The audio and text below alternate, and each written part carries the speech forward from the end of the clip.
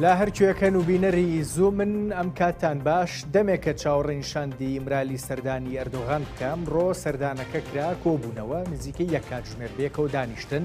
ئەمە دووەم جارە شاندی ئیمرالی لەگەڵ ئەردۆغان کۆ بێتەوە ئەمڕۆ ئێستەرۆکی میت و جێگری با بڵێن ئەردۆغان خۆشی لە ئاکپارتی بەشدار بوون لە کۆبوونەوەکە شاندی ئیمرالیش دیارە کێ و کێنین دوێنێ چوون بۆ لای بەڕێزۆ جەلان ئەمڕۆ ئەردۆغانیان بینیوە بە گوێرەی ئەو کەسانە بێ کە لەگەڵ ئەردۆغانە دانیشتوون پێدەچێت جگە لە لایەنە ئەمنیەکانی پرۆسەکە یان ئەوەی تایبەتە بە پرسی چەکدانان ئەوەی خودی تورکیا ناوی ناوە تورکیای بێتیرۆر پێدەچێ هەندێک پرسی کەش بە تایبەت لایەنە قانونیەکەی لایەنە یاساییەکەی باسکرابێ بە تایبەت کە ئافەکان ئاڵا لەوێ بووە و پێدەچێ ئەردۆغان لە ڕێگەی ئاڵاوە پرسە قانونیەکانی دیکە ئەوەی ئەو بەشەی پرۆسەکە بەڕێوە ببە بۆ قسێکی دیکە شەیە پێدەچێت لە هەرخودی برایم کاڵنیش سەرۆکی میت لە چوارچێوەی بێنەوە بەردە قانونیەکانیشە هەر بەشدار بێ چونکە ڕەگ و ڕەهەندێکی دیاریکراوی پێدەچێت ئەمنیشی هەر هەبێ ئەمە دوێنێ ئۆجەلان گوتی ئەم کۆبوونەوەی شاندەکەی دەم پارتی لەگەڵ ئەردۆغانە مێژوویە بێ هەر بەڕاستی لێکەوتەکانی ئەم دانیشتەم کۆبوونەوەی پێدەچێت لەسەر پرۆسەکە لێکەوتەی گرنگ و کاریگەر بن و ئەو دوودڵیەی کە هێشتان لای کورد و کوردستان هەیە لەبارەی پرۆسەکەوە بە تایبەت لەبارەوەی کە ئەنقەرە پێ ناچێ شتێکی وا با لەم پرۆسەیە زیاتر وەرگێ ئایا لە دوایم کۆبوونەوەی تر ئەم نیگەرانیانە کەمترە بنەوە نیگەرانیەکان بە دڵنیایی لای ئیمرالی زۆر هەستی پێ ناکرێ ئەوەی ئۆجەلان بەردەوام باسیەکە ئەوەیە کە خۆی بەرپرسیارەتیەکە هەڵەگرێ و پابند بن بە هەموو لایەکان پابند بن بە سەرخستنی پرۆسەکە بەڵام نیگەرانیەک لای قەندیلەوە بە دڵنیایی لە هەندێک لە لێدوانەکانیان بە دیەکرێ ئیتر ئەو نیگەرانیە با بڵێن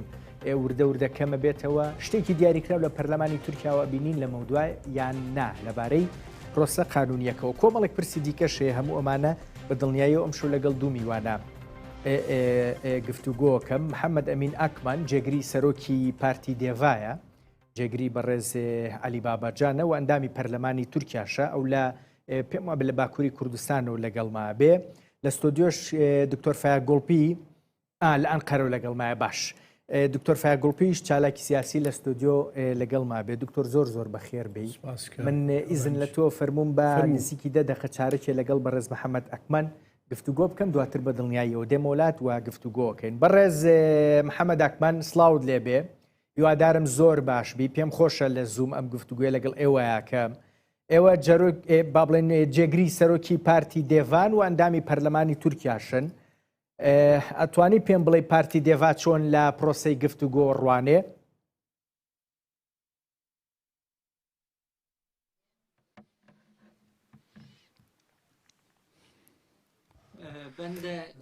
منیش لێرەوە بە سڵاو ڕێزەوە سلااوم هەیە بۆ ئێوە بۆ بینەرانیشتان پارتی داوا لە ڕۆژ یەکەمەوە پشگیری لەم پرۆسەیە دەکات ئێمە تێڕوانی ئێمە بۆ پرۆسەکە لەبارەی ئەوەی کە تێگەشتوین لە پرۆسەکە بێدەنگکردنی چەکەکانە و کۆتایی هاتنە بە تونوتیژی و تیرۆر ئەمە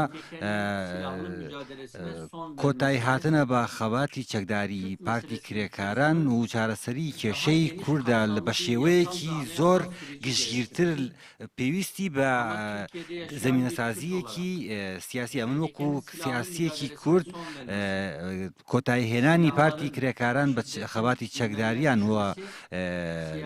لە ڕۆژەفخستنی پرسی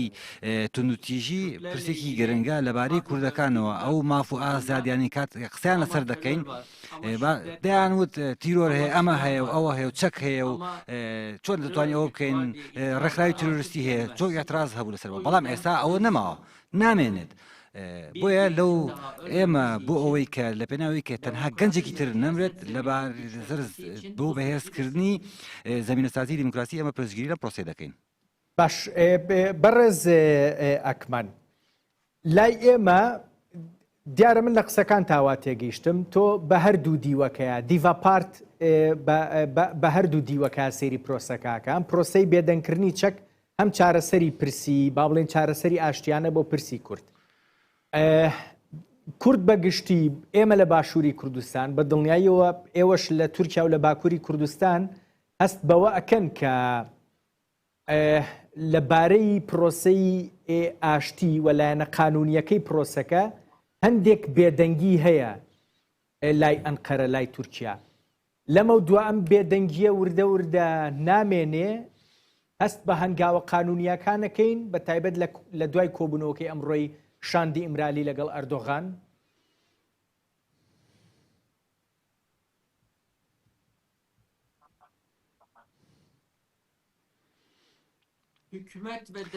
حکومت و دەوڵەت لەم پرۆژەیەدا بێدەنگە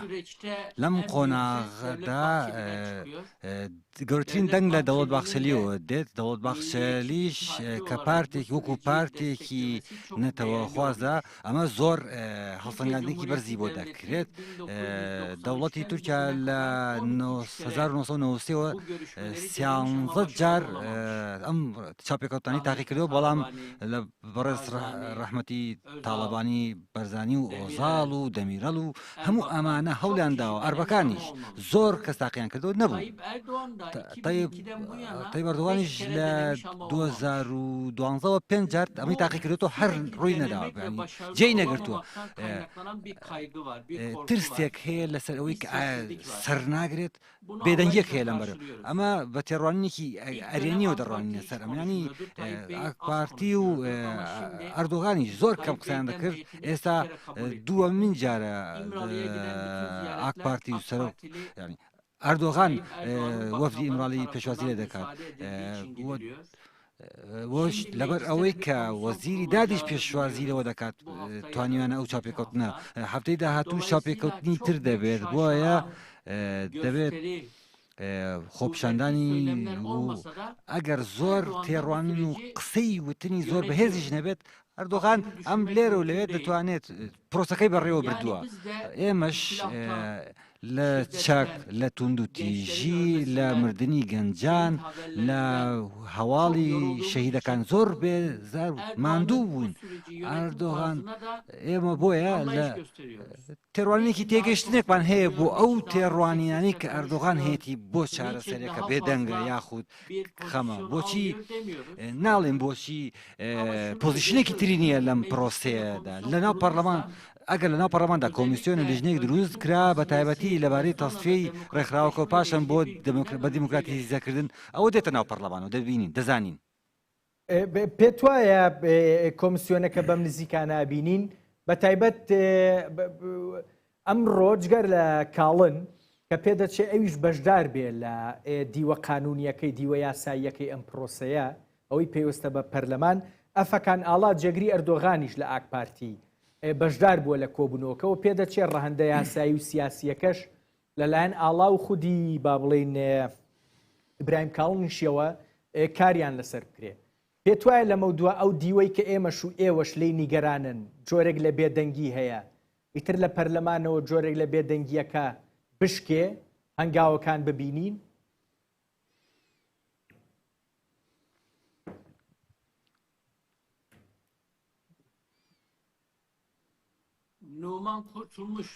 نۆمان کورتوڵمش سەرۆکی پارلەمان هەفتەی پێشوو لەگەڵ ئێمە هەموو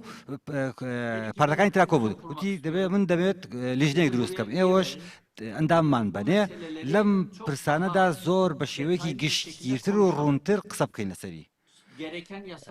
ئەو یاسایانی کە پێویستە دەری بکەین بەڵام ئێمە لەم لیژنەیە نامانێت دووشت بکەین یەکەمیان نامانوێت دەستورێکی نوێ لەم کۆمیسیۆنە جێگە بگرێت دووەمینیشیان ئەو ڕووداوە ناخۆشیی کەوتدا نابێت لەم لێرەدا لێک پێچینەوەی لەسەر بکرێت ئەوانەی کە ینی وەکو لیژنەی ڕوبەڕووبوونەوەی ڕووداوە ناخۆشەکانی ڕابردوو نابێت کار لەسەر بکرێت NGOکان و ڕێکخراوە کۆمەڵگای مەدەنی هەموو باجۆمان لە میلەتیش بزانین ئەوان دەڵێن چی جگە لە ئی پارتی هەموو ئەندامان هەموو پارتەکان ڕازی بوون بۆی کە ئەندامی خۆیان بدەن بەم لیژنەیە. من هەفتەی داهاتوو دەزانم کە نوعمان کوڕتڵموش هەنگاوێکی نوێ دەنوێت لەم بارەوە ئەمڕۆ لە تورکیا لە ئەشکەوتێکا لە پێشترەوە کاتێک کە ئەوەی کە تەرمی شەیدێک دەهاتەوە لە شەیدێک تەرم هاتەوە کاتێک کە ئەو خەبەرانەمان دەویست پێشتر ئەردۆغان لەگەڵ دەم پارتی ئەگەر پێشتر وە لەگەڵ ئەو کۆبوونەوەی لەگەڵ دەم پارتی هەڵدەوەشانەوە بەڵام ئێستا ئەمڕۆ سەرڕای هەموو ئەمانە ئەفغان ئاڵا وەکو نوێنەری ئاک پارتی هەموو ئەمانە دەتوانن باشی تێڕوانیان هەبێ بۆ چارەسەرکردنی پرسی پرۆسەکە و دواتریش کاری باشتر دەکەن. باش من وا تێگەیشتم گوتت هەفتەی داهاتوو کۆمیسیۆنەکە پێک دێ یان سەرۆکی پەرلەمان کۆرتڵموش کاری بووە کە ئەمە یەک دوو دێڤا پێی باشە با بڵێن لە دیوە یاساییەکەی پرۆسەکە چی لەخۆ بگرێ وتت یاساکان چین کە ئەبێ بگۆڕێن دیڤا پێی باشە چی بێ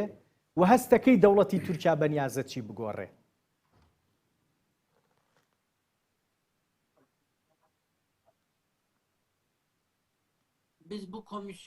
ئێمە لەم لیژنەیەدا سەرەتا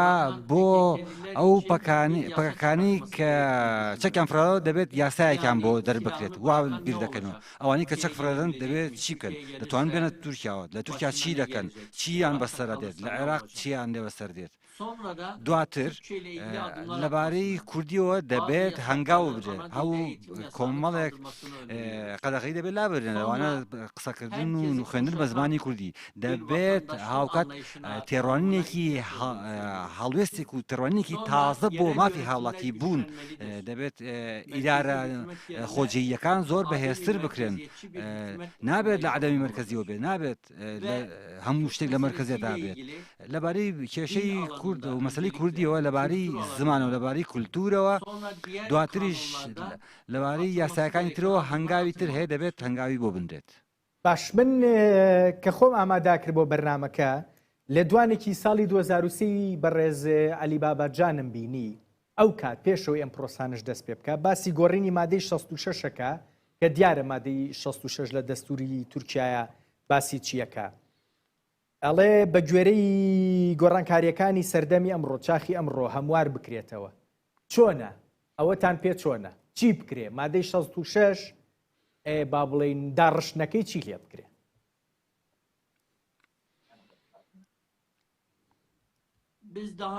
ئێمە پێشتر راپۆرتێکمان لەو بارەوە بڵاو کردوت و وتمان دەستور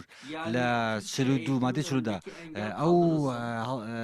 ڕێگریانەی لەبەر دەمی زمانی کوردیە لە پەروەردەدا هاوکاتیش لە مادەی 66دا لە کورد و تورک و موسڵمان و غەیر موسڵمان و هەموو ئەمانە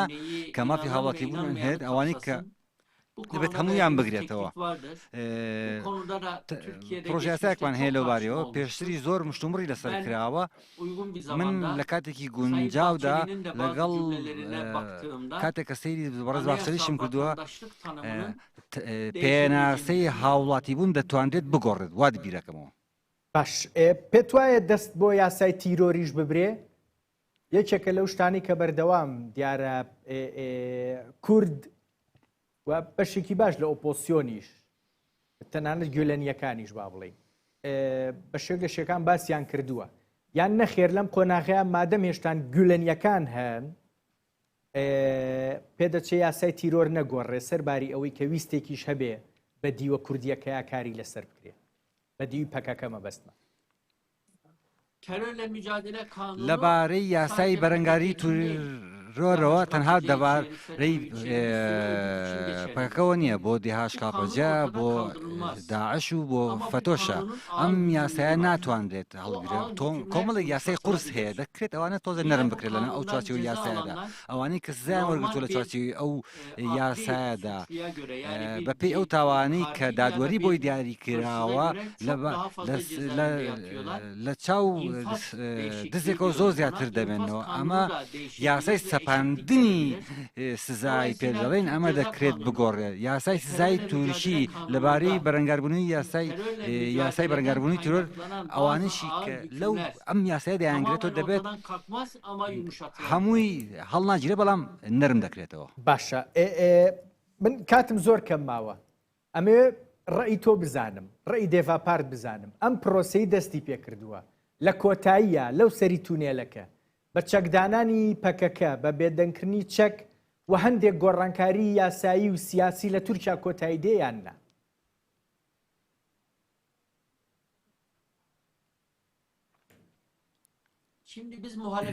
ئێمە ئۆپۆزیسیۆنین. دەوڵەت و دەسەڵات چی دەکات یا چی نازانێت ئەوانەی کە قسە دەکەن لەگەڵ ئێمەیە وتوانە لەوە تێدەگەین. دەوڵەت باخچەلی و تایب ئەردۆغانیش دەڵێت کاتێک کاتی کە چەک فڕێدرا ئێمە هەموو شتێک قسەی لەسەر دەکەین دەکرێت قسەی لەسەر دەکەین دەکرێت هۆڵەشی تریش بکەین ئینشاڵا لەسەر بەڵین خۆیان دەم بەڵام ئەگەر هیچ شتێکیش ناکەن 50,000 کەس کە گیانی دەستداوە لەناو تورکیا ئەو پرسەی کە هەرێمی کوردستانی عێراقیش کە تۆ ژێر کاریگەری ریۆ کە کاتی ئەو ڕێکخراوە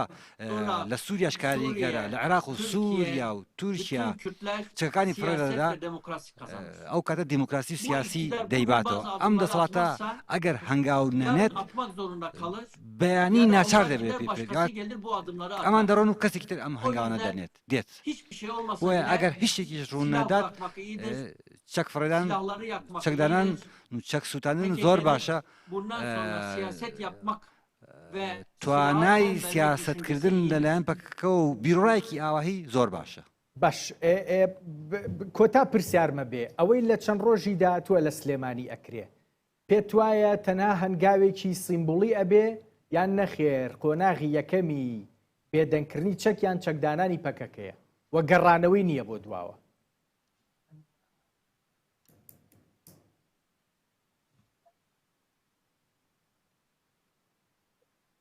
Bizim bildiğimize göre Süleymaniye civarında bir yerde ئەوەی کە ئێمە دەزانین لە چواردەوری سلێمانی کە چەند فەرماندەیەکی گەورەشان تێدایە گروپێکی 25 بۆ 30 کەسی چەکەکانیان ڕادەستی بە ئامادەبوونی بەرپرسانی هەرێمی کوردستان و تورکیاش چەکەکانیان دەسوونیت. ئەمە سەرەتایەکە بەپێی تۆمارەکانی دەوڵەت نزیکەی 5,000 ئەندامی هەیە. ئەمانە ئەگەر چەکەکانیان فڕێ بدەن کاتێک کە ڕێکخراوەکەیان بەجێهێشت ئەو ناوچان ئەو گوندانەی هەرێمی کوردستانی عێراق کە داگیری کردوون بەجێهێشتن و کاتە بە تەواوەتی کێشەکە کۆتایی بێتەوە لە ئەمە دەکرێت لە وادەیەکی زۆر کورتانە بەڵام تاکو کۆتایی ئەم ساڵ هەموو ئەم پرۆسەیە پێدەچێت بەشێکی گەورەی تەواو بێت. گەلێک سپاس دەکەم بەڕێز محەممەد ئەمین ئەکمان جێگری سەرۆکی پارتی دێڤا و ئەندامی پەرلەمانی تورکیا لە ئەنقەرەوە لەگەڵ مابووی. گەلێک سپاس دەست خۆش. من سپاسدانەکەم. باش دکتۆر بمبورە زۆر چاوەڕێت کرد بەڵام پێم وابێ گفتوگویەکی باش بوو هەندێک وایە بەرچاوڕوونیمان بۆ دروست بوو و بەڕاستی دەمێکە چاوەڕێم کۆبوونەوە یاکرامەی شاندی دەم پارتی شاندی ئیمرالی لەگەڵ ئەردۆغان دوێنێ ئۆجەلان یعنی زۆر بە ئەرێنی باسی ئەم کۆبوونەوەی کرد دەڵێ مێژووی کاریگەری ئەم کۆبوونەوە و لێکەوتەکانی تەسەوڕەکەی بە گوێرەی ئەو وەسفە مێژوویە بێکە ئۆجەلان کردوێتی بەبەری کۆبوونەوەکە قۆناغێکی دیکە بینین ئێمە لە پرۆسەی گفتوگۆ. بەڵام وەبەتە ئێمە شاهێدی ئەوەین لە نەوەدەکانەوە تا ئەم مەرحەلەیە تا کۆتایی 2004 چەندین جار هەوڵی گفتوگۆ و بە ئاشتی چارەسەرکردنی کێشەی کورد و دەستبەردان لە خەباتی چەکداری هەبووە بەڵام زۆربەی سەری نەگرتووە و لەوانەیە بڵێم زۆربەشی مانگێکی نەخایاندووە دیسان هەڵپژان و تێکچوونەوەوانە دروست بووە و دەرفەتیش نەبووە بەڕێز عەبدوڵڵا ئۆجەلان ڕاو بۆ چوونی خۆی بگێنێ بە شێوێکی سەربەستانە ئەوەی کە ئێستا هەیە لەگەڵەوە کە هێواشێواشە بەڵام هەندێشتی باشەیە ینی بۆیە عەبدوڵڵاو لە زیندانەوە ئەڵێ گفتوگۆکان بۆ پرۆسەی ئاشتی بەرەو پێشەوە ئەچن پێویستە هەر کەسێک لە لای خۆیەوە ئەو بەرپرسیارەتی کە ئەکەوێتە سەرشانی بەجددی ئەنجامی بدا طبعاً مەبەستی لە خۆی و پارتی کرێکارانی کوردستان و بەرپرسەکان و لایەنی تری کوردیە و لەگەڵ تورکیاشە تورکیاش دام و دەستگا جیاجیەکانی و ئەشێوێت ئەو پەیامەی کە هەیەی ئەو فکری کە هەیەی بیگەینێتە زۆرترین خەڵک بۆ نمونە داوای سەرۆکی جەهەپەی کردووە لێرە لە ناو کووردا داوای هەندێک لە بەرپرسی کوردی کردووە کە پەیوەندیان پێوە بکە بۆی قسەیان لەگەڵا بکە ئەمە لەلایەکەوە گرنگە لەلایەکی ترەوە دوای ئەوەی کە لە وەفدەکەی دەم پارتی لە ئەمراڵی گەڕاونەتەوە ئەمڕۆ سەرۆک کۆماریان بینیوە وابزانام سبێنێر وەزارەتی وەزیری دادەبینن و دەنگ و باسیش هەیە کە لژنەیەکی پەرلەمانی دروستکرێ بۆ بەدواداچوون و جێبەجێکردنی ئەو هەنگاوانەی کە بەرەو ئاشتی ئەڕۆن طبعاً خاڵێگەی منەمێ ئاماژەی پێ بکەم ئەویش ئەوەیە بە گوێرەی ئەو زانیاریانی کە هەیە خۆی ئەبواە پەرلەمانی تورکیا لە یەکی حوتەوە مۆڵەتی وەرگرتایە بەڵام مۆڵەتەکان پاش خستۆ بۆ یەکی هەشت لە پێناوی جێبەجێکردنی ئەم کۆمیتەیە کۆمیتەی با بڵێن کۆمیتەیەک دروست دەبێت لە پەرلەمان بۆ ئەوەی ئیشەکان جێبەجێکە لە ئاستی جەماوەرە لە ئاستی خەڵکە هەندێ ڕاپرسی کراوە لە کوردانی باکوور لە ساڵ 1970 لەگەڵ پرۆسی ئاشتین لە ناو تورکیاشا لە ساڵ 62 پشتگیری لە ئاشتیەکەن کەوابوو یەکێک لەو شتانەی کە بەرپرسانی تورک ئەگەر نیەتیشیان پاک بوو بێ و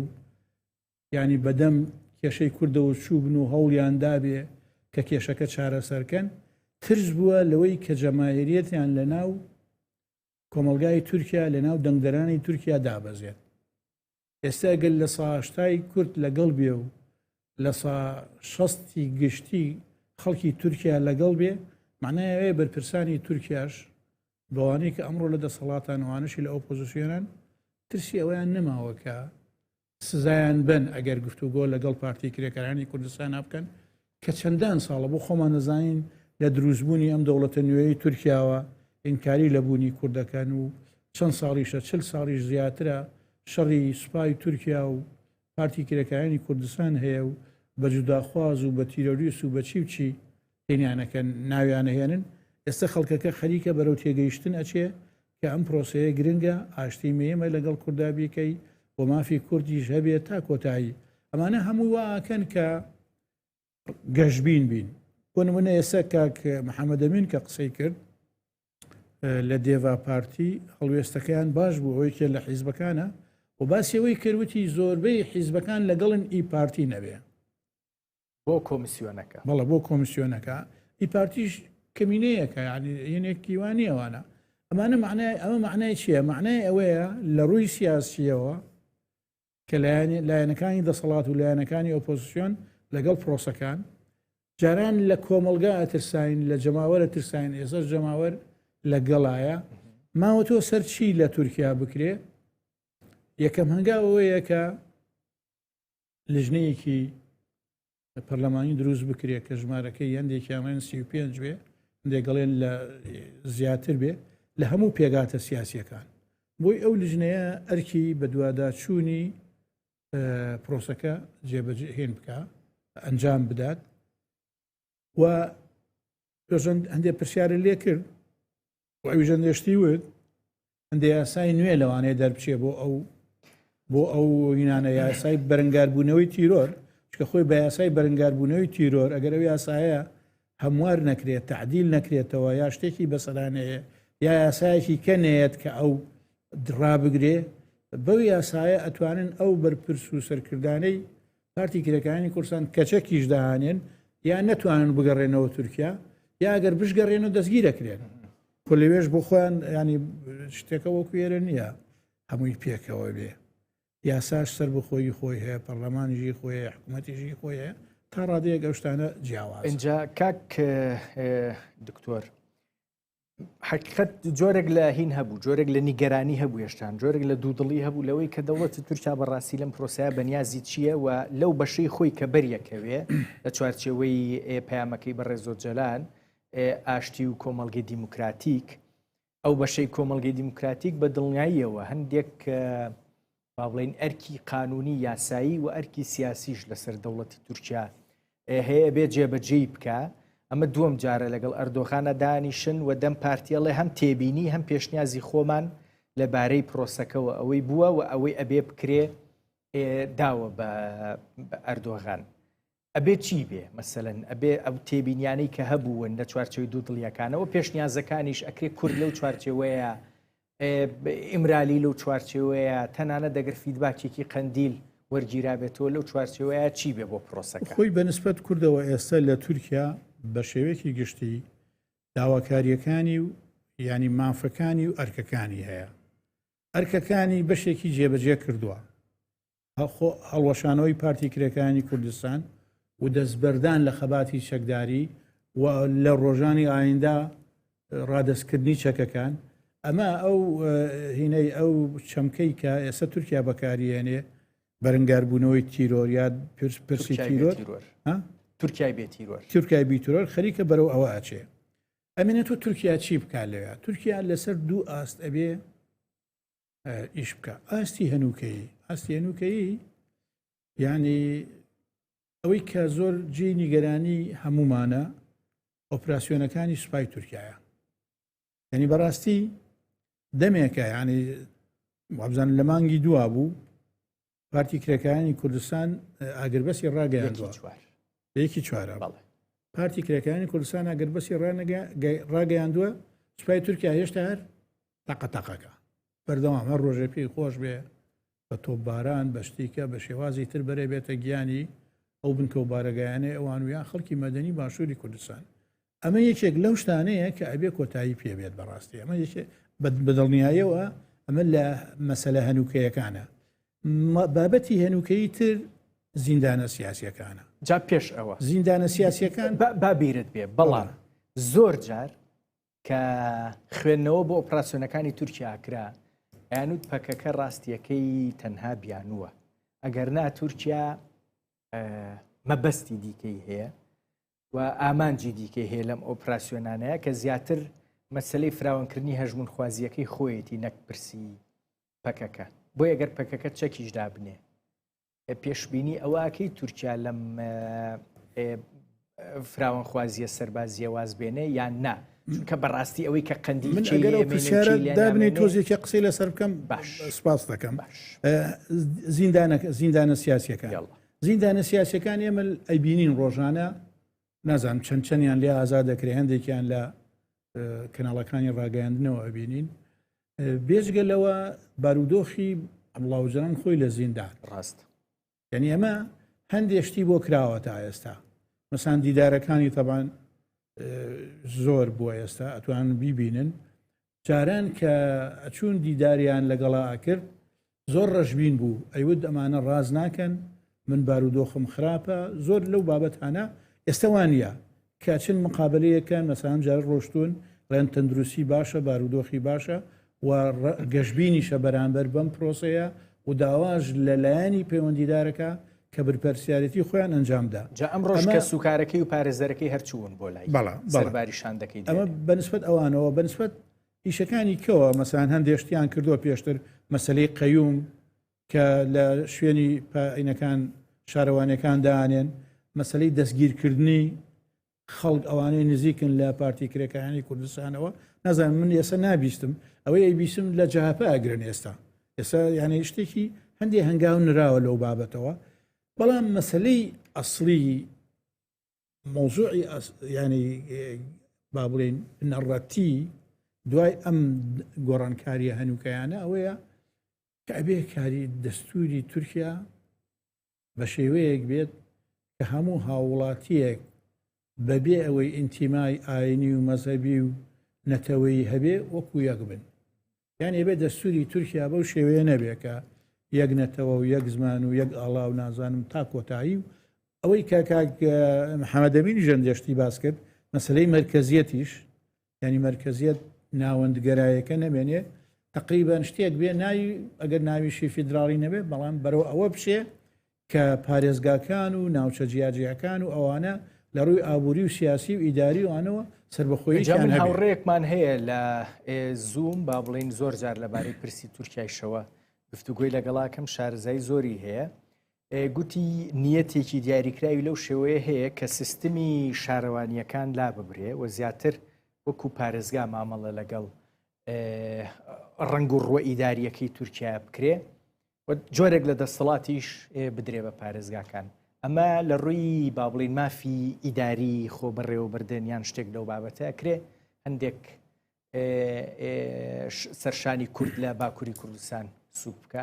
بەڵە بە دڵنیاییەوە چکە ئێستا ئەگەر دەرفەتی ئەویان بە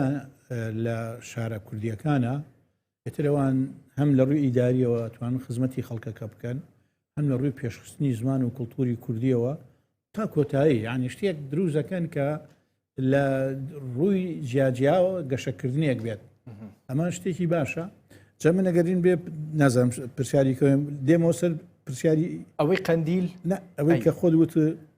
مەسلەی فراونخوازی تورکیا منیش مەبەست بەڵێ بەڵا مەسلەی بمانێ نەمانەوێ ینی تورکیا ئێستا ئەو سیستەمەی کە حکومڕانی تورکیاکە ینی تێکەڵەیەکە لە فەلسفەی قەومی و ئاینی لە تورکیا ئەمانە یانەوێت چی بکەن ئەیانویست لە مۆدوا بۆیانەکریانە ئیمپراتۆرەتی عوسمانی زیندوو بکەنەوە هەوڵێکی وا هەبوو بەڵام ئەو گۆڕانکاریانەی لە جیهان و لە ناوچەکان ئەمەیان پێ باش نییە ئەمەیان پێ قبوڵ نییە بە تایبەتی ئێستا گۆڕانکاریەکانی منتیقەکە بە شێوەیەکە کە تورکیا جاران ئەندامی ناتۆ بوو یەگەی هەبوو تورکیا جاران سیستەمی حکومڕانیەکەی وەکو سیستەمی ئەوروپا بوو دەستوری هەبوو دەستا و دەستکردنی دەسەڵاتی هەبوو هەڵبژاردنێکی توانی بڵێ بەبێ ئەوەی ئەگەر تۆ بڵین تورکیا هیچ نەتەوەیەکی کەیتیانە هەڵبژاردنێکی خراپ نەبوو ینی لە چاو ڕۆژەڵاتی ناوەڕاستە بەڵام ئێستا ئەو تموحاتانەی تورکیا کە هەیەی لە لیبیا نازام لە سوودان لە ئەفریقیا لە عێراق لە سووریا لە لیبیا ئەمانە قبول نین ئەمانە ئێستا تورکیا یعنی ئێستا بە تایبەتی ئەمریکا بایدن کاتی خۆی ئەو 4 ساڵی سرۆک بایدن لە حکما بوو هەر ئەسلی هینی کرد یعنی حسابی بۆ تورکیا نەکرد بۆ سیاسەتانە لە زۆر مەسایلە فەرامۆشی کرد هاتنی ترەمپیش بە شێوەیەکی کە ترەمپ تورکای فەرامۆش نەکردووە بەڵام هێزی تری دروست کردوە لە منتیقەکە ینی مەسایلە ئیسرائیل بەلایەوە لە هەموو شتێک گرنگترا ئیسرائیل تورکیا کشێتەوە لە قەندیل من حەزەکەم باسی بە ئەمانە تاوکەم تورکیا ئێستا ینی بەنسبەت ئەوروپا و ئەمریکاوە ئیسرائیل و سعودیە من بۆچی وا ئەکەن لە تورکیا چکە هەندێک ڕخنیان لە تورکیا هەیە هەم فراوان خوازیەکەی هەم ئەو کێشانەی ناوخۆی کە لەگەڵ کووردا هەیە کە لە کوردایەتی لەگەڵ گوڵەنیەکانە هەیەی لەگەڵ جەهاپا هەیەی تا کۆتایی لەبەرەوە بۆ لەو باوەڕام مادام یەکەم جاریش باخچەلی داوای کرد کە گفتوگۆ لەگەڵ پەکەکە بکرێ و عەبدوڵڵاوجان بێتە پەرلەمانەوانە فشارێکی دەرەکیان لەسرە ئەڵێن تورکیا لەو سیاسەتی خۆت بوەستا جامێنێت تۆ سەرەوە قەندیل مەسەلەی قەندیل طبعا لە ڕووی ئێمە بمان نەمانێت شوێنێکی گرنگی بەڵێ شوێنێکی استراتیجیە بەڵام لە هەمان کاتدا قەندیل لە ڕووی فەرمیەوە بەشێکە لە عێراق بەشێک نێ لە تورکیا اینجا ئێستا تا ئێستا قەندیل بەدەست پەکەکەوە بووە من قەناعەتم وایە کە ئەمریکا و ئەوروپاش بەوە ڕازی بوون بۆ چۆنە قەناعەتم وایە 2003 کە سەدام ڕووخا لە کاتی شەڕی ڕووخانی سەدامە ئەمریکا کوێی بردمان کرد منتیقەی هەورامانی لای خۆمانی بردمان کرد گۆڵف و ئەحماوا و نازان بیارە و شوێکی و لە جندی ئیسلامیدا بەداخەوە ینی هەم لێرە لە باشووری کوردستان نوێنەری ئەم حیزبە دەسەڵاتدارانی خۆمان هەموو ڕۆژە داوایان لە ئەمریکا ئەکرد باش بۆچی لە پەکەکە نایە خۆ پەکەکە لە لیستی تیرۆرایە بە ئەمریکایانەوت بەهاری شووتیانەوت ئێویش پێی وتن وتی کاکە گیان ئەو ناوچەیە زۆر ناوچەیەکی سەختە پەکەکە لەوێ ئەی پارێزێ نایڵێ قاعدە بێتە ئەوێ ئێوە ناتوانن بچنە ئەوێ بیپارێزن جا مەسەلەکان لێرایە یعنی ئەو کاتە ئەمریکا ئەهەمیەتی ئەمە من باسی 2023 کەم ئەهەمیەتی قەندیلی زانیوە ئێستا پەکەکە چاکدانێ نابێت چارەسەرێکی بۆ دۆزرابێتەوە نەگرێتەوە مادام ئەمریکیەکان پارێزگارییان لە کۆنگرەی هەڵوەشانەوەی پەکەکە کرد لە قەندیل و لە بادینان بە قەناعەتم هێزێک لەو قەندیلە ئەمێنێتەوە پەیوەندی بە ئەمریکەکانی شۆ ئەبێت ئەو هێزە ترکیە لە ڕووی مرۆییەوە هەر ئەمانە بن کە لەوانەیە ئەمانەی خۆمان بن لەوانەیە ئەوانەی ڕۆژەڵات بن لەوانەیە نازان ینی ئەنواش لێ بەڵام ئەمریکا بەلایەوە گرنگە یان چووکە کاک ڕەنج ئێمە لە بۆ تورکیا نابێ نەخێر بۆ ئێرانیش نابێ دوای هاتنی ئەمریکا بۆ عێراق و ڕوخانی سەدام ئەزانی سوپای ئەمریکا چەند هەزار کەسی لێ کوژراوە لە باشوور و لە ناوەڕاستی عێراقا بەڵام جوندیەکم بۆ بێنە لە کوردستانە کوژرابێ ڕاستە هێزی پێشمەرگە ئاسایشی هەرێمی کوردستان ئەمانە شتەکان پاراستووە بەڵام ئەگەر پشتیان داعش و قاعدە بواە قاعدە و داعش بواە لە قەندیلۆوانە ئەگەری کشانەوەی ئەمریکا نەمانەتوانی ئاسایی شێرە بپارێزین ئەگەری کشانەوەی ئەمریکا ئەم هاوکێشەیە ناگۆڕێکات نیە مەسان کشانەوە ئێستا یەکێک لە کێشەکانی ئەمریکا ئەوەیە کە ناوێت سوپاکەی شەڕی زەمینی بکە بەرامبەر بە بڵین داعش بە وڵاتێکی کە بە قاعدەوانە ناوێت چونکە هەندێک شتی بینیوە ئەوێ لە ڕێگەی تەکنۆلۆژیاوە یارمەتی هێزێکی کە بکە بەڵام هێزێکی بەکار ینی بە خاوەن دیسپلین ئێستا بۆ نمونە ئەو پەیوەندی لە نێوان ئەمریکا و قەسەدا هەیە ئەمریکا و قەسەدا هەیە پەیوەندیەکی چییە لەسەر چه ئەساسێک دروست بووە لەسەر چەند ئەساسێک دروست بووە توانای شەڕکردنی قەسەدەیە توانای دیسپلینی قەسەدەیە پاک و خاوێنیانە ڕێزگرتنە لە هەموو پێگاتەکانی کە لەبەروی من قەناعەتم وایە ئەمریکا ڕۆڵی ئەبێ لە پاراستنی قەندیل بەڵام ڕاستەوخۆ خۆینا لە ڕێگەی هێزیەکی نمونەی وەک قەسەدا بۆی هەیە بەشێک لە بە هەر ئەوەی کە ئێستا پێڵین پەکەکە بەشێکیان چەکدانەنێنوە ئەو ئەرکە بگرنە ئەستۆ پژاکێکێکی درە لە بژاردەکان باسەکرێەوە باسی شت کرد و هەرێمی کوردستانیش هەیە هێزی پێشمەرگەمان هەیە ئێمە لەو بژاردانەیە کامیان پێدەچێت بژاردەی فێنک بێ بۆ ئەمریکی بەنسبەت پەکەکەوە من قەناعەتم نییە ئەوان ئەوە بکەن چونکە ئەوان ینی وەکو پەکەکە بەڕەسمی شتیوا ناکەم بڵێن ئێمە هەندێکمانە بێنینەوە شتیوە ئەو پرۆسی ئاشتی لە ئەمریکا لەعفونکە لە تورکیا هەنگاوی ناوە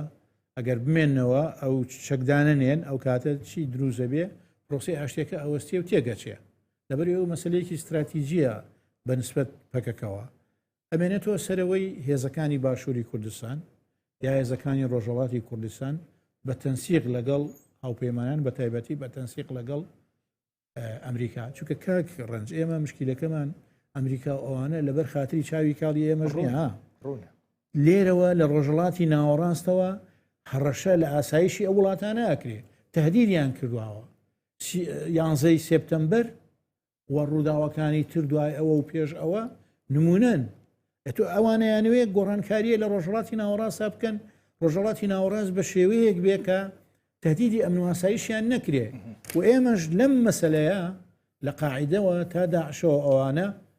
دژی ئەمریکا نەبووین و تهدیدی ئەمن و ئاسایشی ئەومان نەکردووە بە پێچەوانەوە ئەو هێزانەی کە تهدیدی ئاسایشی ئەمریکا ئەوروپایان نەکرد تهدیدی ئێمەشیان نەکرد وەکو کورد لە هەر چوار پارچەی کوردستان لەبەر ئەم مۆزوعە ئێمە ڕێکخستۆ لەگەڵ هاوپەیمان با ئەو پرسە مادەم وایە بەجێ نێڵم بۆچی پەکەکە ئێسلێمانی هەڵبژاردووە بۆ چەکدانان جاگەر سیمبولیش بێ یان وەڵی من بەخوا ئەوە هەموو دیعایی برادرانی پارتیە بۆی بڵێن ئەها بە تورکیا بڵێن ها پەکەکە لە سلێمانیە و تەواو ئەگینا ئێستا ئەگەر با بڵێن خوێندنەوەیەکی سەربازی و ئەوانە بکرێ بۆ پەکەکە لەکوێیە زۆرینەی هێزی چەکداری پارتی کرێکەکانی کوردستان لە سنووری پارێزگای دۆک و هەولێرە هەندێکیشی لێرە هەیە بەس لە ڕووی ئەمنیەوە لەوەتەی پەکەکە ئاگربەستی ڕاگەیاندووە لە سنووری سلێمانی هیچ هێرشێکی تورکیا نەبینراوە لە هەولێری زۆر کەم بۆ تۆ تەنها لە دۆکەیە ئەسلی هەولێر لە ڕووی ئەمنیەتەوە بە درۆن هەر هیچی بەرنەکەوت مەسەڵەن قامیشلۆ لێدا شنگال لێ ئەدرا مەخمور لێ ئەدرا سلێمانی لێ ئەدرا لەبەرەوەی تەواجودی کەوادری پارتی کرێکانی کوردستان لێرە بوو بەڵام لای لە هەولێر نەبوو لە دۆک نەبوو ئەو مەسەلەکە بوو بەڵام مۆزوعەکە ئەجا بشزانم چۆنە وەکو من باسم کرد کۆنگرەکە وتیان لە سلێمانی ئەکرێ هەروانەوت براد ڕاگەیانەکانی پارتی وەکو بڵێ لە هینەکرێ لە هۆڵی هوەرەکرێ دوایی دەرچوو کۆنگرەکە هێزە عسکەریەکەی لە بادینان کۆنگرەی کردووە هێزە سیاسەکەی لە سنووری قەندیلۆوانە بووە لەبەرەوە لە سلێمانی نییە دوجار زۆر گرنگیش نییە سلێمانیە هەولێریان دوگە لە باشووری کوردستانەوە بەشێکیشە لە چۆ لەو پرۆسە و پرۆژەی کەیتر هەمووان چاویان لێتی یەک پرسێ حەزەکەم باسی بکەم سەرباری ئەوەی کە ئۆجەلان یعنی ئەگەر بیرت بێوتی من تەواوی بەرپرسیارەتیم کۆناغە مێژوویە و بڕیاری مەسلەی بێدەنگکردنی چەک وەخۆ هەڵۆشانی پەکەکە لە ئەستۆگرم بەڵام بەرپرسانی پەکەکە ینی زۆر جار لە میدیاکانی پەکەکە خۆیانەوە چاوپێکەوتن و قسەیان لەگەڵاکرێ جۆرێک لە بەنیگەرانیەوە لە بێهەنگاوی تورکیا ڕوانن ینی بۆشایی یەک لە نێوان متمانەی زۆری ئۆجەلان و متمانەی زۆری ئۆجەلان بە کوی پرۆسەکە نەک بە ئەنقەرە و نیگەرانیەکەی قەندیل هەستناکەی جۆرێک لە بۆشایی هەیە یان طبیعیە ئەم سیرکردنە پراگماتیکی قەندیل و ئەم بەرپرسیارەتیە زۆرەی کە ئۆجەلانیش خستوێتە سەرشانی خۆی من طبعا لە وەکو خۆم ئەم هەنگاوی بەڕێز عەبدوڵڵا زۆر ئازایانەیە و ئێستا سێری لێدوانی خەڵکی ڕۆشنبیر و سیاسەت مەداروانە بکەن ئەو کاتێک کە ئاگربەسی ڕاگەیانوتی خەباتی چەکداری وازێنین ئەمریکا و ئەوروپا و نەتەوەیە گرتووەکان و ئەڵمانیا و کێڵی هەموو پشگیری کرد و ئێستاش ئەمە شتێکیوار طبعا وەرە سێری ڕۆژهەڵاتی ناوەڕاستکە وەرە سێری فەلەستین و ئیسرائیلکە غەزە وێران بوو هیچیان ئامادە نین شەڕ ڕاگرن سوودان سیرکە سوپای سوودان و هێن هێزی بەرپرسدانەوەی خێرا بەڵە بەرپرسدانەوەی خێرا لیبیا سیرکە ئێستا هەموو ڕۆژە شەڕە خەریکە ئینەکان ئەوە بن شتەکە دووبارە بێتەوە زیادە بێ بەڕاستی ڕاگررتنی شەڕ لە ڕۆژەڵاتی ناوەڕاستە پیاوی ئازایەوێ ئەمە مۆزوعەکەیە یعنی پیاوی ئازا ئەم جارە باخچەلی ژازا بوو ئێمە کاتی خۆی زۆر ڕقمان لە باخچەلی بوو چکەنەتەوە پرز بوو نەگەرەی وت کورد لە تورکیانە ئەوت کورد حل لە هیچ شوێنێک نییە دە ساڵێت ڕێیەکەی گۆڕا ئەمە زۆر مێمە ئەمە هەنگاوەکانە بەرەو گۆڕانکاریە چێ لە ڕۆژڵاتی ناوەڕاستە بەنسبەت ئەو برادرانەی قەندیلەوە تەبەن ئەوە بۆ خۆیان هەم ڕاستە هەم جۆرێکە لە زەخت لە تورکیا بەڵێ ئێمە ئەومان کردووە ئێمە ئەگر بەسمان کرد ئێمە پەکەکەمان هەڵوەشاندەوە ئێمە بە گوێی سەرۆکەکەمانەکەین ئێمە شەڕ هینمان خەباتی چەکداریمان دەست لێ بەردا باشە دێتۆ ژۆرە پێشەوە بۆ درەنگیتە پێشەوە بۆ سوپاکە شەڕەکەی ڕناگرێ تا کۆتایی لەبەرەوە ئەم شتانش ئەبێت یەک شت هەیە زۆر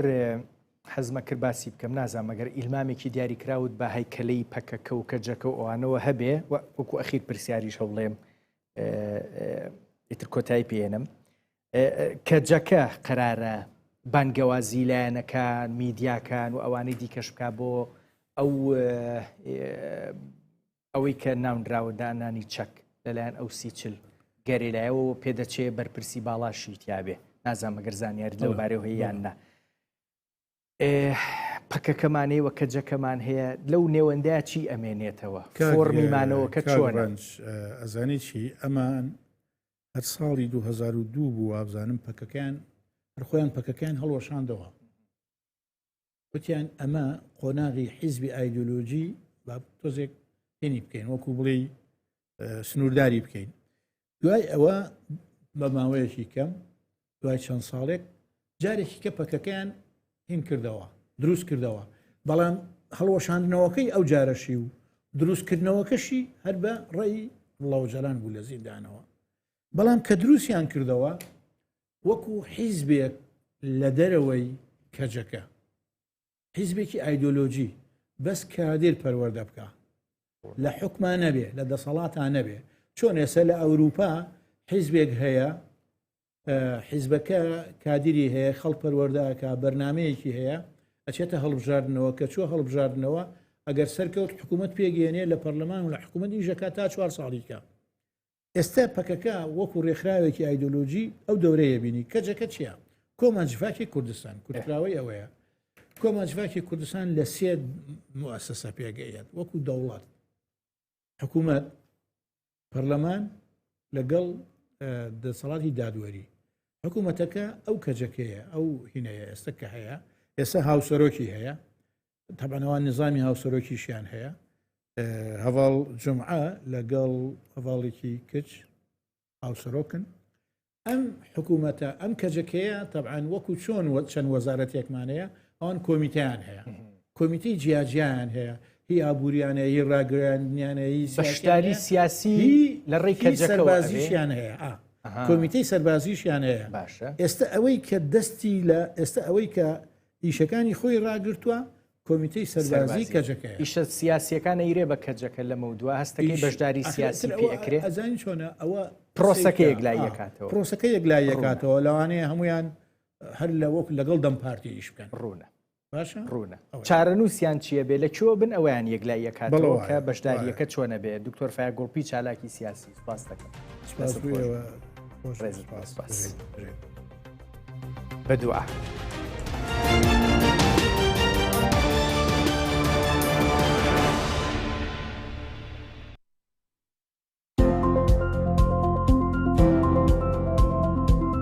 موچە هەرمێ بهێنا تاوتینکردن وەکێت هەمی پارێزگی هەدیەت عێراقێ و موچە داش ململانە سیاسی بدەرکەوێت نەبیتە کارتێک یا فشارێ سەرێک و دوو بکەن حکوومەت هێرێم وەکوتم ئەگەر ئەخلاقیانە و ئیداریانە مامەڵە بکە ئەتوانێت خۆی موچە بە و ئەتوانێت بە زیادیشەوە بیداوە بەشی پرۆژە خزمەت گوزاریەکانیش حکوومەت داهاتی هەیە زۆر بە زیاتریشەوە و ئەگەرنا ئەو سەرۆت و سامانەی هەردوو بنەماڵی حکومڕان لە هەرێمی کوردستانە لەکوێیان بوو ئەگەر هەرێمی کوردستان داهاتی نییە خۆپارە نەباریەوە بۆ ئەوان غێری داهاتی ناوخۆی ئەم هەرێمێ و ئەوان لە لای ئەوان کەڵەکە بۆ دەستیان بەسەراگرتووە فڕۆزە حکوومەتە هەرێمێ بەدیلێک بڤەیەکی هەبیتون گەلێک جۆرە گوتی مەبەدیلێ هەیە و